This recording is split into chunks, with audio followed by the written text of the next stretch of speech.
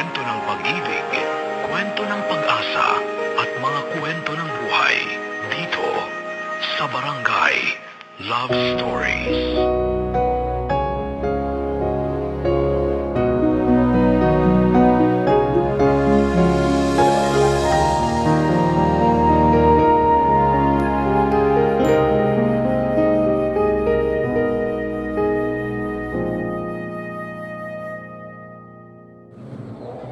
Talaga namang ang laki ng pasasalamat ko sa Panginoon para sa mga taong nakilala at kasama ko sa buhay. Ngunit ang hindi ko matanggap ay kay bilis niyang kunin ang isa sa mga taong minamahal ko. Ako si Hana at ito ang kwento ng naging pagsubok ko sa buhay. Josh, Rona, ready na ba kayo? Tara na at malilate na naman tayo. Teka lang, hintayin niyo ako. Josh, Sian, tara na. Sana naman ba, Hana? Saan pa ba? E di sa gawin nating tambayan. Huwag niyo sabihin iiwan niyo na naman ako. Oh siya, tara na.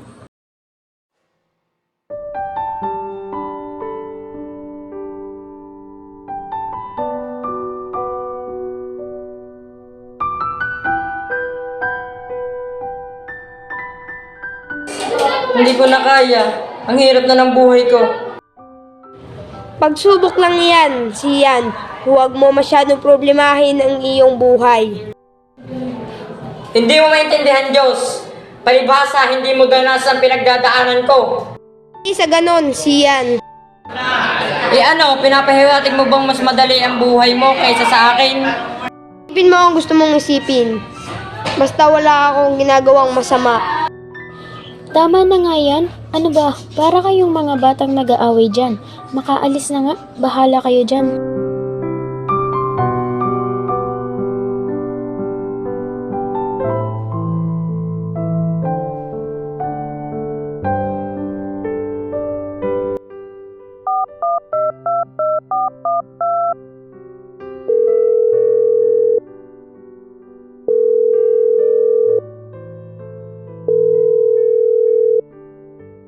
Hello, Hana? Pasensya na sa nangyari kanina. Oh, hello, Josh. Yun ba? Wala lang yun. Pinapatawad na kita. Tawagan mo si Sian at sa kanya ka humingi ng tawad. Sige, tatawagan ko muna si Sian.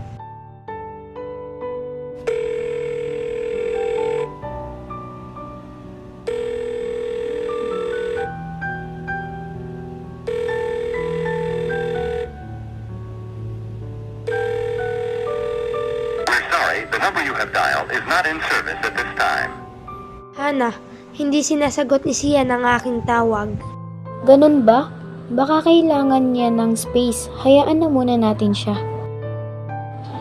Makalipas ang ilang araw ng hindi pagpaparamdam ni Sian, ay nagpa siya ang dalawa na magtungo sa bahay nila. Josh, ano kaya kung magtungo tayo sa bahay ni Sian? Oo nga, ngayon ko lang naisip yun. Halika na, magtungo na tayo sa kanila. Makalipas ang ilang oras at nakarating na sila sa bahay ni Sian.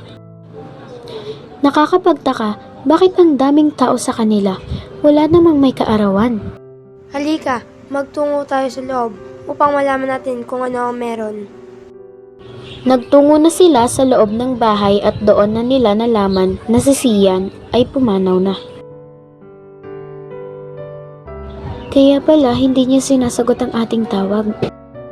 Sian, humihingi ako ng pasensya sa iyo. Nung araw na tayo ay nagkaalitan, sana ay mapatawad mo ako.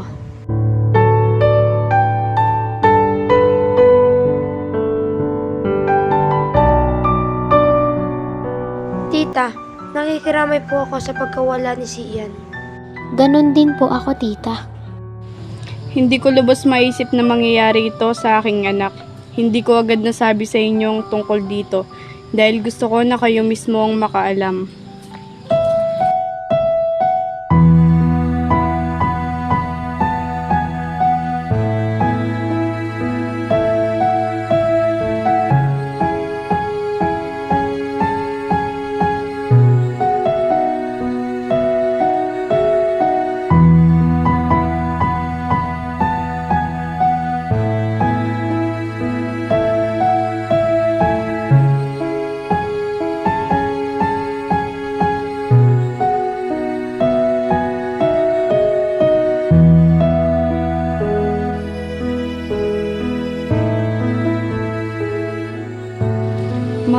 na ako, mga anak. Mag-iingat kayo sa pag-uwi nyo, ha?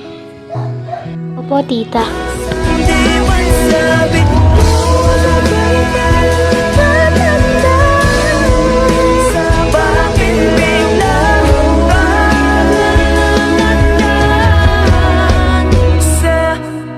Sa una pa lang, naisipan ko na humingi ng tawad na wala sana nang maayos ang relasyon namin.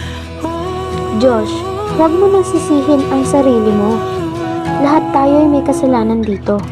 Bagay, nga pala, lilipat na kami ni Itay. Siguro sa paglipat namin ay nakalimutan ko muna ang mga nangyari. Sige Josh, mag-iingat ka ha.